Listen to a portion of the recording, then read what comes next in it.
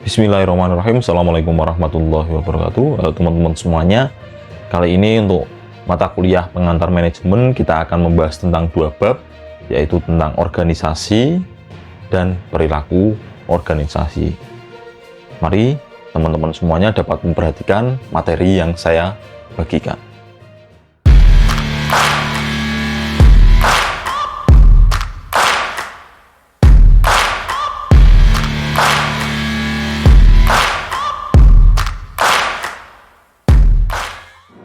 Oke, yang pertama kita akan membahas tentang organisasi. Jadi organisasi itu sebuah lembaga atau sekumpulan orang, sekumpulan individu yang memiliki visi dan misi yang sama, terus membentuk sebuah struktur organisasi dalam perkumpulan, terus memiliki visi dan misi yang sama. Itulah organisasi. Tetapi menurut teori yang ada bahwa pengertian organisasi adalah suatu lembaga atau kelompok fungsional seperti organisasi, perusahaan, rumah sakit, perwakilan pemerintah, ataupun perkumpulan olahraga. Jadi ada lembaga atau kelompok fungsional. Kemudian pengorganisasian. Ini tadi proses penyusunan struktur. Jadi kalau pengorganisasian ya sudah distrukturkan. Tetapi di dalam organisasi pastinya harus dibuat struktur. Tadi apa yang saya sampaikan di depan bahwa organisasi jadi sebuah lembaga, sekumpulan banyak orang yang dibuat strukturnya. Struktur organisasinya memiliki visi dan misi yang sama. Nah, itu adalah organisasi. Nah, ini untuk pengorganisasian di dalamnya adalah struktur organisasi yang sesuai dengan tujuan organisasi, sumber-sumber daya yang dimilikinya, dan lingkungan yang melingkupinya. Nah, ini 3 langkah dalam proses pengorganisasian. Di situ ada pemerincian seluruh pekerjaan yang harus dilaksanakan untuk mencapai tujuan. Jadi dirinci pekerjaannya apa saja. Kalau bagian HRD yang ngurusinya mulai dari rekrutmen, seleksi, terus penggajian, kompensasi, dan lain sebagainya. Kalau dari bagian pemasaran mungkin dari promosi dan lain sebagainya. Keuangan yang mengurus laporan-laporan keuangan. Nah, ini ada pemerinciannya. Kemudian pembagian beban pekerjaan. Nah, di sini agar tidak terjadi permasalahan berkaitan dengan stres kerja. Nah, di sini perlu adanya pembagian beban kerja. Dan agar tidak ada pekerjaan double pekerjaan yang menjadikan pekerjaan itu tidak efektif. Nah, di sini ada kegiatan-kegiatan secara logik dapat dilaksanakan oleh satu orang. Jadi satu orang dengan orang lainnya diharapkan memiliki pekerjaan yang berbeda-beda agar tidak ada double job atau agar tidak ada stres kerja yang tinggi di sini. Agar tidak ada dua orang tetapi mengerjakan satu pekerjaan yang sama. Nah, di sini harus ada pembagian beban pekerjaan. Kemudian pengadaan dan pengembangan suatu mekanisme untuk mengkoordinasikan pekerjaan para anggota organisasi menjadi kesatuan yang harmonis. Nah, di sini ada suatu mekanisme dan koordinasi pekerjaannya. Jadi dibuat struktur itu, membuat mekanisme koordinasinya. Jadi antara low, middle, dan top itu ada koordinasi yang saling berkesinambungan. Jadi di dalam organisasi itu kan ada posisi jabatan di low management, middle management, dan top management. Lah, ini harus ada mekanismenya dalam proses koordinasi. Nah, ini faktor yang menentukan perencanaan struktur organisasi. Nah, ini diawali dari strategi organisasi untuk mencapai tujuannya. Bagaimana organisasi itu mencapai tujuan, ada strategi. Biasanya dalam perusahaan itu ada visi, misi, tujuan, dan strategi. Bagaimana dia mencapai tujuannya. Nah, di sini perlu faktor yang menentukan perencanaan struktur organisasi. Kemudian berkaitan dengan teknologi. Nah, di sini adalah salah satu faktor menentukan perencanaan struktur organisasi. Kemudian di dalam teknologi ini siapa yang mengerjakannya? Apakah orang tersebut, anggota tersebut, atau karyawan tersebut memahami akan teknologi tersebut? Terus kemudian alat apa yang harus digunakan, mesin apa yang harus digunakan agar sebuah organisasi itu berjalan dengan lancar sesuai dengan tujuannya. Terus kemudian anggota karyawan yang terlibat dalam organisasi butuh kualifikasi seperti apa? Apakah SMA saja cukup? Butuh knowledge yang seperti apa? Lah itu harus disesuaikan. Terus ukuran organisasi. Nah, ini departementalisasi ini mengelompokkan kegiatan yang bermacam-macam untuk dilaksanakan, terus proses penentuan cara bagaimana kegiatan dikelompokkan. Nah, ini nanti ada bagian-bagiannya, ada departemennya. Nah, ini contoh departementalisasi, ini berdasarkan fungsionalnya. Ini umum digunakan oleh perusahaan. Mulai dari ada presiden direktur, bagian produksi, pemasaran, keuangan, dan HRD. Nah, di sini ada departementalisasi fungsional. Nah, ini kebaikannya menjaga kekuasaan dan kedudukan fungsi-fungsi utama. Jadi, kalau dalam fungsionalnya, ya HRD yang menjaga bagian human resource atau sumber daya manusia. Nah, ini menjaga akan kekuasaannya. Jadi kalau pemasaran ya menjaga fungsi-fungsi utamanya, dan kualifikasinya akan disesuaikan dengan fungsinya. Contoh bagian pemasaran ya butuh komunikasi, butuh bagian marketing, butuh lulusan S1 manajemen konsentrasi marketing. Lah, ini kebaikan pendekatan fungsional. Terus menciptakan efisiensi melalui spesialis. Lah, karena tadi ada spesialis bagian HRD, kemudian bagian pemasaran, bagian keuangan, di situ ada spesialis keuangan, akuntansi. Terus memusatkan keahlian organisasi, dipusatkan keahlian organisasinya seperti apa. Terus pengawasan manajemen puncak lebih ketat, jadi nanti dari direktur itu akan ketat karena sudah ada fungsinya, bagian HRD yang manusianya beres atau enggak, SDM-nya beres atau enggak, manpower-nya beres atau enggak, pemasaran apakah target dan realisasinya tercapai atau enggak.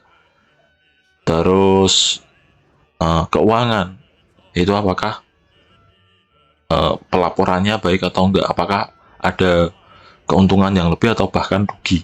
Nah, ini akan ketat manajemen puncaknya. Terus bagian produksi apakah ada kesalahan. Biasanya kalau dari bagian produksi itu ada bagaimana kesalahan itu tidak ada. Nah, ini pengawasan manajemen puncak akan lebih ketat. Nah, sedangkan kelemahannya nih, karena tadi sudah memiliki fungsi masing-masing HRD, nah ini akan rawan menciptakan konflik. Terus menyebabkan kemacetan pelaksanaan tugas yang berurutan, memberikan tanggapan lebih lambat terhadap perubahan. Jadi karena terbiasa dengan pekerjaan yang itu-itu saja, itu akan menanggapinya akan perubahan akan lebih lambat. Terus memusatkan pada kepentingan tugasnya. Jadi dia akan terpusat dari tugasku HRD ngurusi seleksi, ya sudah, itu akan terpusat ke situ saja. Jadi tidak ada pengembangan. Nah, di sini biasanya muncul kebosanan karena kurang inovatif dan berpandangan lebih sempit, ya kerjaannya itu saja, ya yang dilakukan itu saja, maka akan kurang inovatif di sini. Padahal bisa dikembangkan sebenarnya, cuma karena fungsionalnya ya kalau bagian HRD itu bagian HRD terus nggak pindah-pindah, maka akan kurang inovatif di sini. Nah, ini divisional, perusahaan manufaktur atas dasar produk. Nah, biasanya ini ada beberapa yang menggunakan ini, biasanya produk-produk mesin, produk-produk kabel. Nah, di sini nanti ini, jadi dari direktur punya produk elektronik sendiri, produk kendaraan bermotor sendiri, produk mesin diesel, terus ada alat rumah tangga. Lah itu nanti di bawahnya ada HRD dan lain sebagainya. Nah, jadi diutamakan berdasarkan atas dasarnya adalah produk di sini. Terus ini berdasarkan wilayah ya, beberapa memang menggunakan ini: Jakarta, Jawa Barat, Jawa Timur. Lah ini divisional berdasarkan wilayah. Terus ini pelanggannya siapa? Berdasarkan pelanggan. Itu ada perusahaan yang menerapkan ini. Ini khusus untuk produk industri, ini produk ke masyarakat, dan ini produk militer. Nah, itu ada yang menerapkan ini. Nah, kalau divisional ini kebaikannya meletakkan koordinasi dan wewenang yang diperlukan pada tingkat yang sesuai bagi pemberian tanggapan yang tepat, karena tadi sesuai dengan divisinya. Bagian elektronik, bagian mesin, bagian kendaraan bermotor tadi, terus ada tadi wilayahnya. Nah, maka dari itu koordinasi dan wewenang sesuai bagiannya bagi pemberian tanggapan yang tepat, memberikan bagian yang tepat karena sudah sesuai dengan divisinya. Terus menempatkan pengembangan dan penerapan strategi dekat dengan lingkungan divisi. Jadi pengembangannya akan lebih enak, strateginya akan lebih sesuai karena tadi sesuai dengan divisinya. Terus merumuskan tanggung jawab serta jelas dan memusatkan perhatian pada pertanggungjawaban atas prestasi kerja. Karena berdasarkan produknya, produk militer, konsumsi atau masyarakat, itu nanti pertanggungjawaban dan prestasinya akan diukur melalui laba atau rugi. Jadi kalau bagian Jawa Tengah nanti laba rugi atau enggak, ini akan terumuskan tanggung jawabnya. Terus membebaskan para kepala eksekutif untuk pembuatan keputusan strategik lebih luas dan memungkinkan konsentrasi penuh pada tugas-tugasnya. Nah, tadi sesuai divisinya, maka keputusan strategiknya akan saling dalam satu divisi dengan divisi yang lain akan terkonsentrasi pada tugas-tugasnya. Bagian Jawa Tengah ya ngurusi Jawa Tengah, kalau DKI Jakarta yang ngurusi DKI Jakarta. Kalau produk bermotor ya ngurusi produk yang bermotor. Nah, ini strategiknya akan lebih konsentrasi, akan terpusat di situ, lebih luas dan ada konsentrasi di sini. Cocok untuk lingkungan yang mudah berubah. Kalau dalam divisional itu kan, kalau akan mudah untuk sesuai dengan lingkungan yang ada. Nanti berdasarkan produknya apa. Mempertahankan spesialis fungsional dalam setiap divisi. Tadi kalau di dalam divisi bagian, nah ini setiap divisi produk elektronik, nah itu di bawahnya ada fungsionalnya, tetap ada fungsionalnya. Tetapi setiap divisi di sini akan ada fungsionalnya, maka mempertahankan spesialis fungsional dalam setiap divisinya. Ya, ini divisi HRD produksi keuangan dan pemasaran, ya spesialis di bidang produk-produk elektronik. Ini untuk produk kendaraan, nah itu ada spesialisasinya. Tempat latihan yang baik bagi para manajer strategik. Ya memang kalau manajer strategik, karena divisi ini akan mengetahui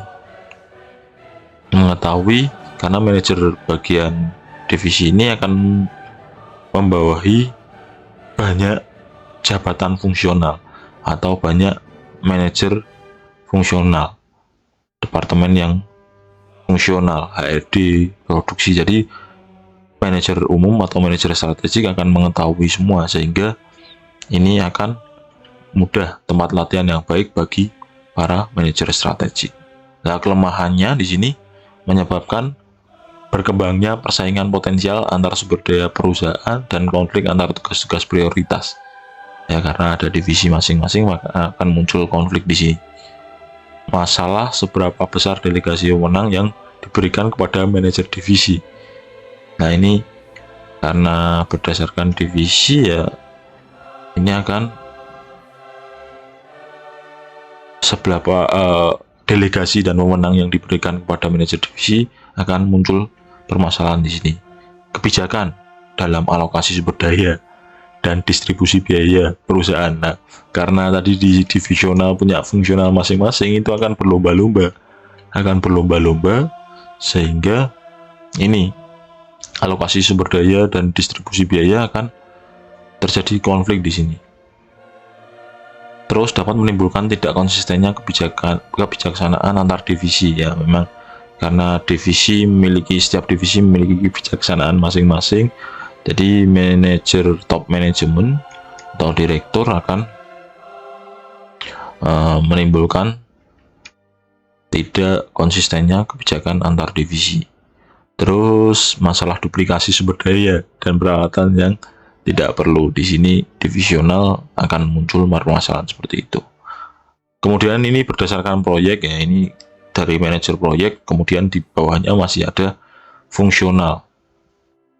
Nah, di sini memaksimumkan kebaikannya dan memaksimumkan efisiensi penggunaan manajer fungsional, mengembangkan keterampilan karyawan, dan merupakan tempat latihan yang baik bagi manajer strategik ya, karena berdasarkan proyek itu akan bagaimana proyeknya selesai, melibatkan motivasi dan menantang karyawan untuk memperluas pandangan manajemen menengah terhadap masalah-masalah strategik. Nah, di sini karena berproyek ya harus selesai dengan baik agar besoknya dapat proyek lagi. Memberikan fleksibilitas kepada organisasi, mempermudah kegiatan perusahaan yang bermacam-macam dengan orientasi proyek, membebaskan manajemen puncak untuk perencanaan.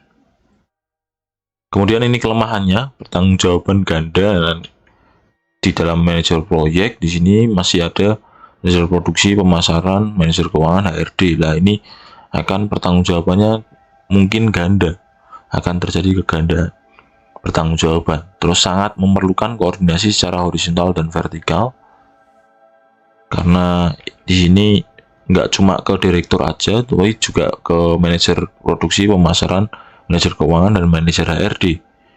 Terus memerlukan lebih banyak keterampilan antar pribadi. Proyek mesti memiliki keterampilan yang lebih agar bisa menyelesaikan proyek tersebut. Mendorong pertentangan kekuasaan dan lebih mengarahkan perdebatan daripada kegiatan. Mengandung resiko timbulnya perasaan anarki ya, proyek. Pasti akan ada perasaan atau resiko yang menimbulkan perasaan anarki di sini. Sangat mahal untuk diimplementasikan ya, karena by project itu akan muncul kemahalan di situ. 3 tipe kelompok kerja formal organisasi. Itu kesatuan tugas khusus untuk menangani suatu masalah atau tugas khusus. Nah, ini menyelesaikan tugas-tugas khusus. Terus yang kedua, panitia menangani tugas yang terus-menerus, tetap atau tidak tetap. Dewan dan komisi dibentuk dari individu-individu yang dipilih atau ditugaskan untuk mengelola suatu organisasi, masyarakat, atau swasta. Nah, ini kalau ada permasalahan, perusahaan tidak bisa menanganinya, maka dibuat tim khusus, kesatuan khusus. Sedangkan panitia ini momentum, atau ketika ada acara atau ketika ada kegiatan. Nah, ini ditugaskan untuk terus-menerus tetap atau tidak tetap. Jadi dia akan menyesuaikan dengan kegiatan yang ada. Nah, ini untuk dewan komisi, individu-individu yang dipilih tugaskan untuk mengelola suatu organisasi. Ada dewannya, dewan pengawas syariah contoh gitu. Nah, itu dibentuk. Itu biasa terjadi di perusahaan untuk mengawasi kegiatan perusahaan, atau dewan audit independen. Nah, itu untuk mengurusi organisasi atau mengelola, ditugaskan untuk mengelola suatu organisasi masyarakat atau swasta. Jadi ada dewan. Kalau di dalam organisasi kemahasiswaan itu ada dewan syuro, contoh itu. Dewan syuro itu untuk mengawasi teman-teman yang ada di organisasi tersebut. Biasanya itu alumni untuk mengawasi organisasinya. Terus 4 bidang di mana organisasi formal dan informal berbeda, ya hubungan antar pribadi. Kalau formal ya hubungan antar pribadinya akan lebih formal daripada kalau informal ya santai-santai aja. Terus kepemimpinannya akan berbeda pastinya. Formal akan memiliki power. Terus pengendalian perilaku dan ketergantungan. Di situ ada 4 bidang di mana organisasi formal dan informal berbeda. Selanjutnya kita akan membahas tentang perilaku organisasi. Lah ini di dalam perilaku organisasi ini ada kaitannya dengan keterampilan pimpinan. Itu harus mengelola konseptual secara konsepnya. Pimpinan juga harus mengelola juga perilaku manusianya. Jadi yang digunakan kepemimpinan harus bisa mengonsep, bisa mengatur manusianya, dan secara teknis gimana untuk mengerjakan suatu pekerjaan. Kalau di dalam definisinya itu pengetahuan tentang bagaimana manusia berperilaku dan bertindak dalam organisasi. Nah ini karena dalam organisasi, perilaku organisasi itu ada manusia, seorang pemimpin harus bagaimana cara manusia berperilaku. Ini disebut dengan perilaku organisasi. Sedangkan hal yang lain adalah menyelidiki dampak dari pengaruh individu atau kelompok dan struktur dalam organisasi terhadap perilaku orang-orang yang terlibat di dalamnya. Jadi satu orang itu dapat mempengaruhi yang lainnya atau enggak. Bertujuan untuk mengaplikasikan pengetahuan tersebut dalam meningkatkan efektivitas kerja. Jadi suatu individu, kelompok itu bisa meningkatkan lagi efektivitas organisasi atau tidak, itu di dalam definisi perilaku organisasi. Lah yang berkaitan dalam perilaku organisasi atau elemen organisasi ini ada organisasi itu sendiri lah, pastinya di sekelilingnya pasti yang pertama adalah di dalam organisasi manusia. Organisasi membutuhkan teknologi atau mesin. Terus dalam manusia itu dibuat dulu strukturnya. Struktur nanti akan menetapkan teknologinya seperti apa.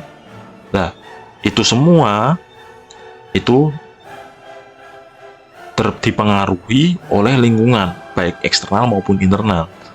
Jadi kalau eksternal mungkin pesaing, geografi, dan lain sebagainya, keadaan ekonomi. Nah itu eksternal.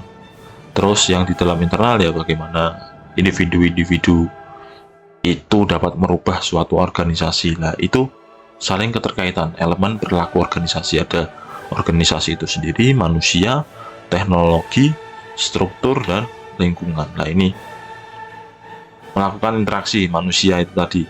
Struktur organisasi yang membuat hubungan antar formal antar anggota organisasi. Nah ini untuk menyelesaikan pekerjaan butuh mesin apa ini di sini? Nah di sini dalam lingkungan organisasi terbebas dari lingkungan nggak mungkin. Lingkungan karena organisasi harus dapat menyesuaikan diri dengan perkembangan lingkungan, lah, baik internal maupun eksternal.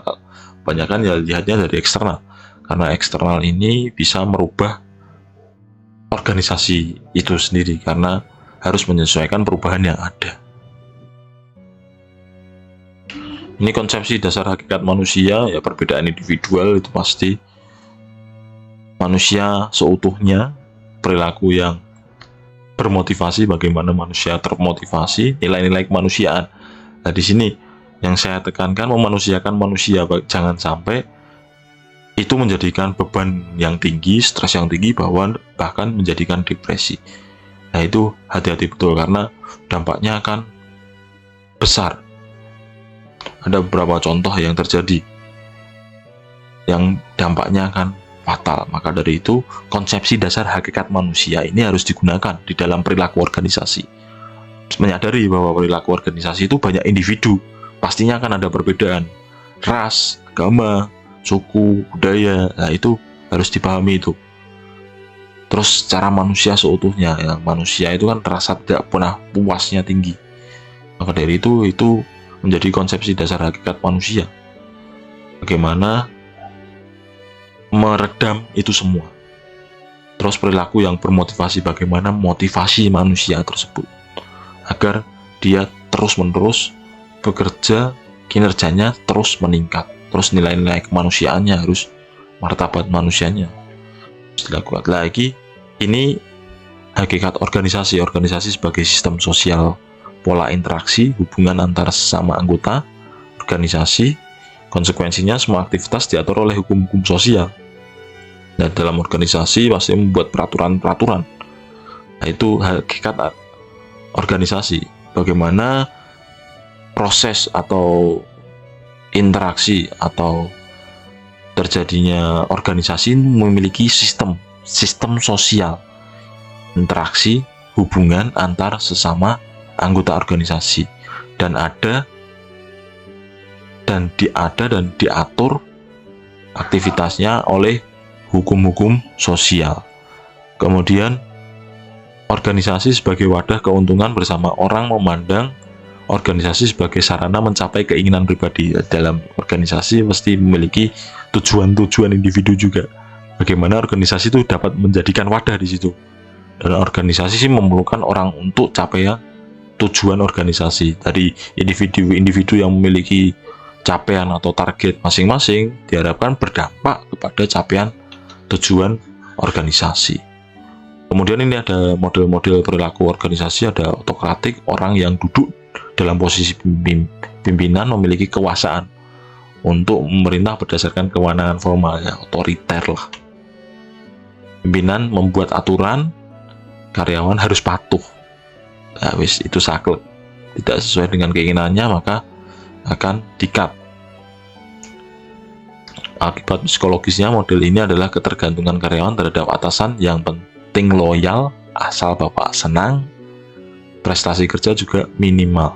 Ya yang penting atasan senang, ya udah, tidak ada inovasi di sini. Terus model kustodial, model ini mengedepankan program kesejahteraan,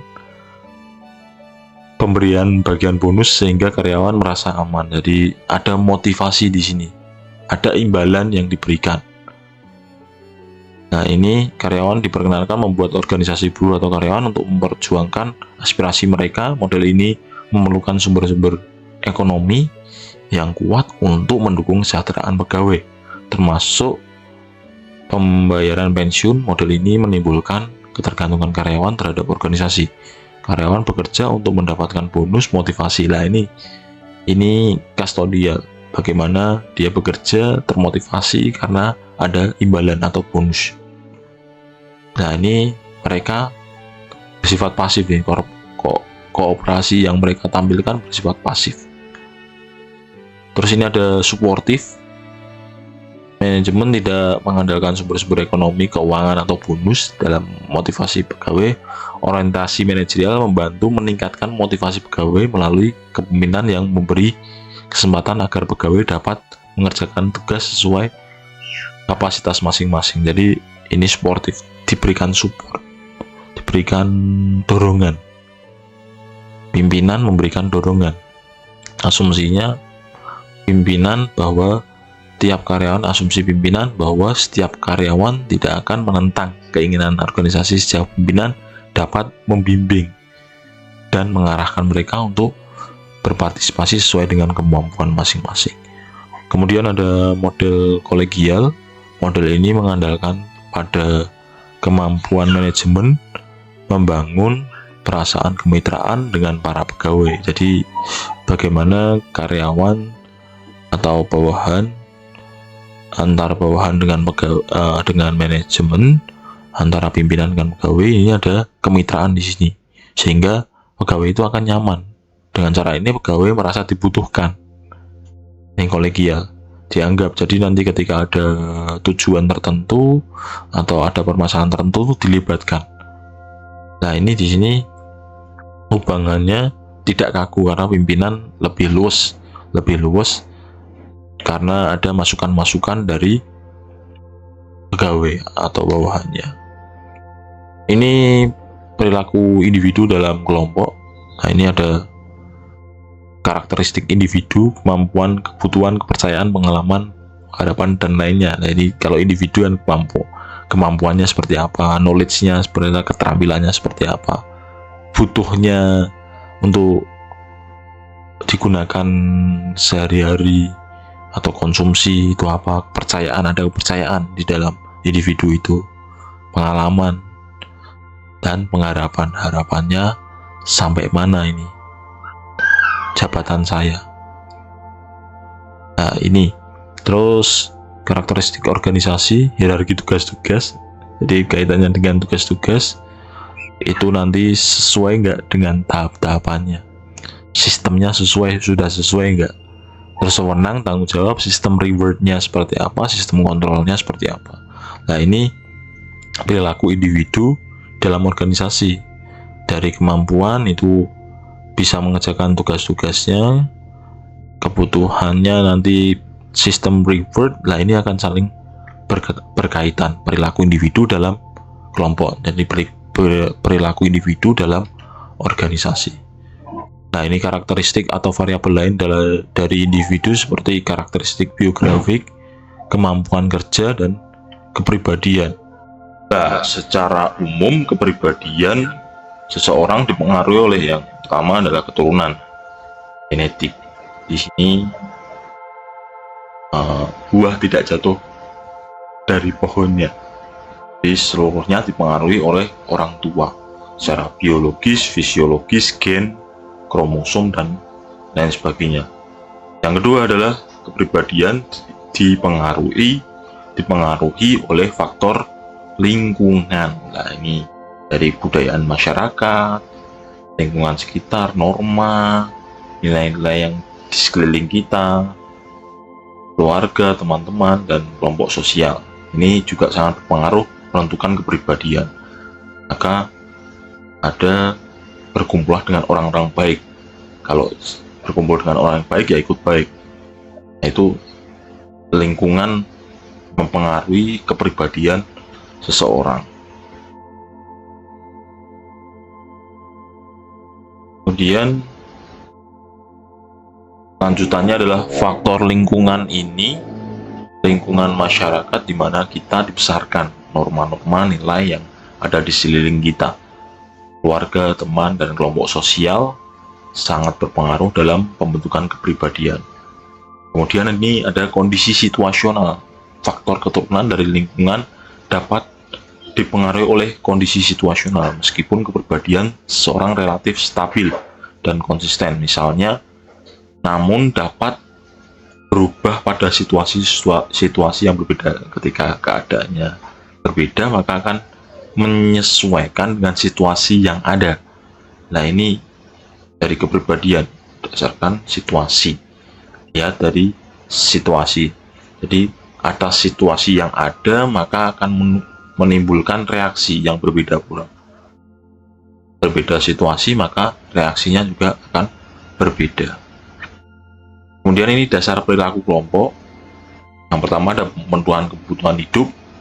Nah, itu perilaku kelompok memenuhi kebutuhan hidup. Kemudian rasa aman, tidak terisolasi dari orang lain.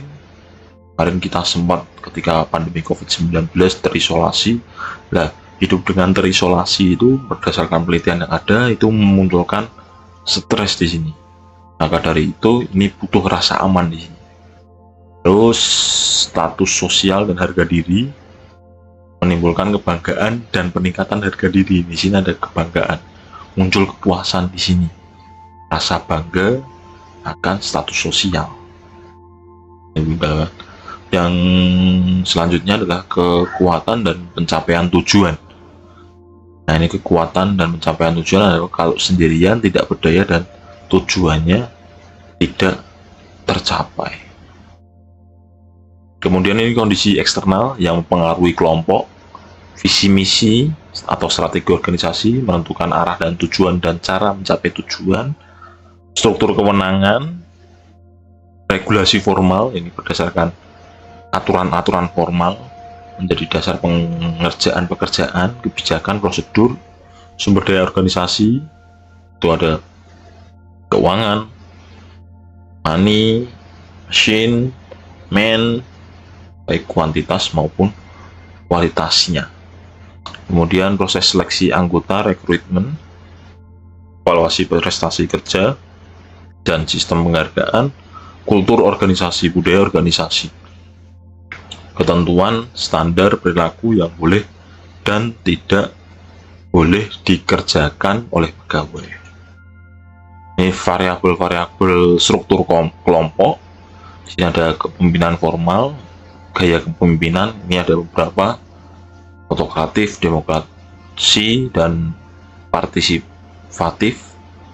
Terus itu akan berpengaruh ke perilaku pegawai. Peran merupakan corak perilaku yang diharapkan untuk dilakukan oleh seseorang, misalnya berperan sebagai guru, bapak, kakak.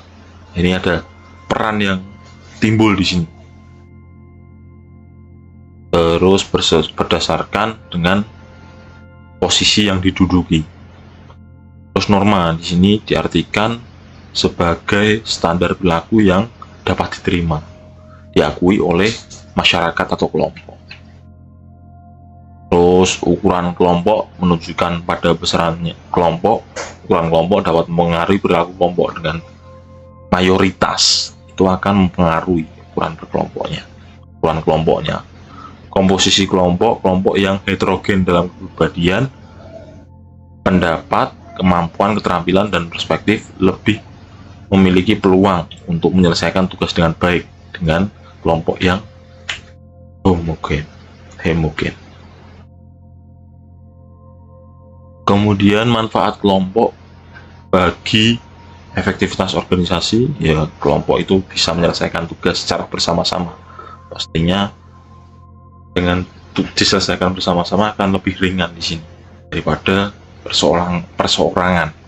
Membawa sejumlah bakat dan keterampilan dari kelompok itu, individu-individu memiliki keterampilan masing-masing, maka yang sulit akan terasa lebih mudah.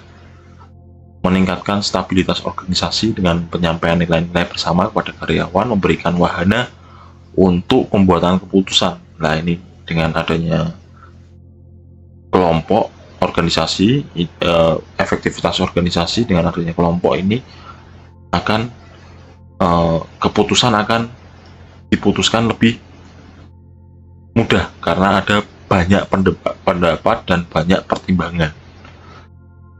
Nah, ini menjadikan wahana untuk pembuatan keputusan.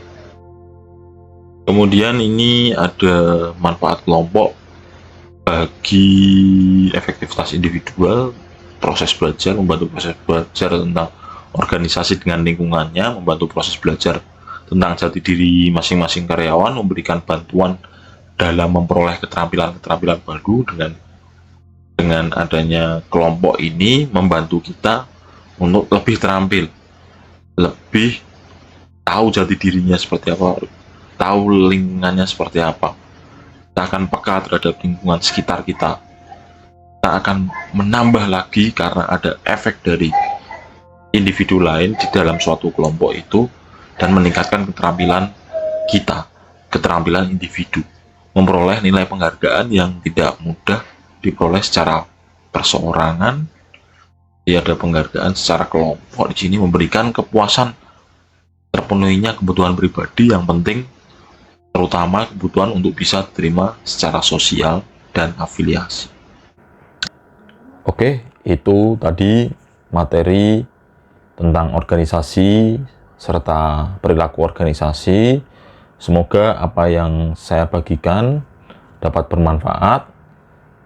Sekian dari saya, kurang lebihnya mohon maaf. Wassalamualaikum warahmatullahi wabarakatuh.